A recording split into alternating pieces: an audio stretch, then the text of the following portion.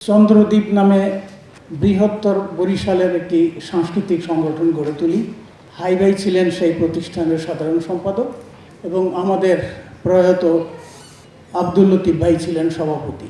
প্রায় সবগুলো মিটিংই ওনার বাসায় হতো, লতিফ ভাইয়ের বাসায়, স্ক্যাটন গার্ডেনে, সরকারি বাসস্থানে।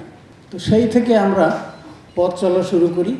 হাই ভাই আমার চেয়ে বড় বয়সে, ওনার 83 বছর, মাত্র 83 বছর, আর আমার মাত্র 81 বছর।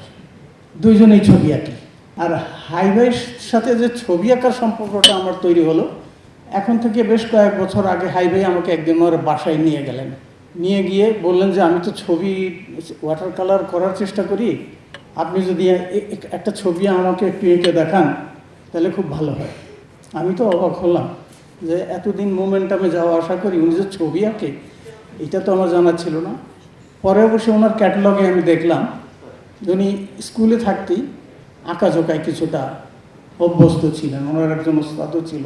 তো আমি সেই দিন একটি ওয়াটার কালার ওনাকে করে দেখালাম এবং এরপর থেকে উনি রেগুলার ছবি আঁকা শুরু করলেন এবং সেটা আমাকে জানাননি যে ছবি আঁকছেন।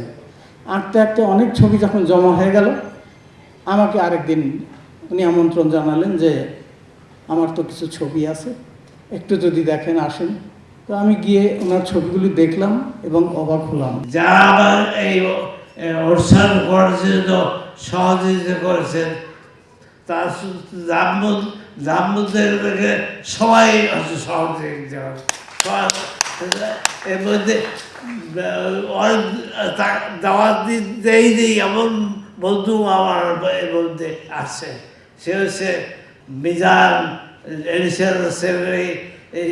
সে আমাকে তাকে পৌঁছাতেও পারিনি, তবু সে আসছে। এবং আমার কাসেম আছে, ক্যাপ্টেন কর্নেল আজাদ আছে, সবাই আছে। সবাই আমার বড় আমার পক্ষে সম্ভব না।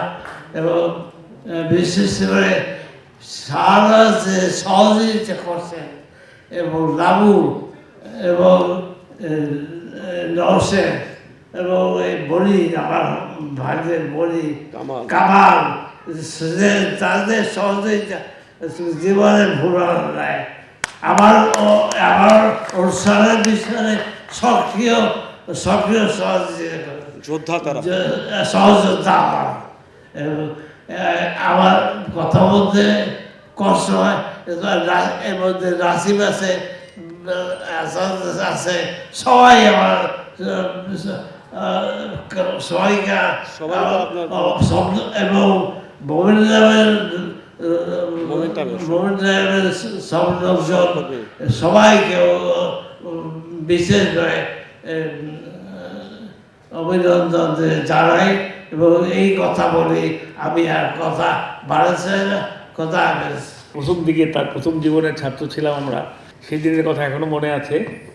আজকে স্যারের এই অনুষ্ঠানে উপস্থিত থাকতে পেরে আমি প্রচণ্ড ধন্য। আমি দেখেছি কতটা অধ্যবসায় ভালোবাসা নিয়ে আলমগীর ভাই তার এই শিল্পযাত্রা শুরু করেছিলেন এবং ওনার এই শিল্পযাত্রা দেখতে গিয়ে আমার বারবার শুধু একটা কথা মনে হয়েছিল যে উনি অত্যন্ত ধৈর্য এবং ভালোবাসা সহকারে ওনার প্রতিটি কাজ করতেন। তখন মনে হতো যে এত বয়সে উনি এই যে কাজটা করছেন, তাতে মনে হতো যে ওনার এই বয়সটা কোনো ব্যাপার না, ওনার ইচ্ছাটাই আসে।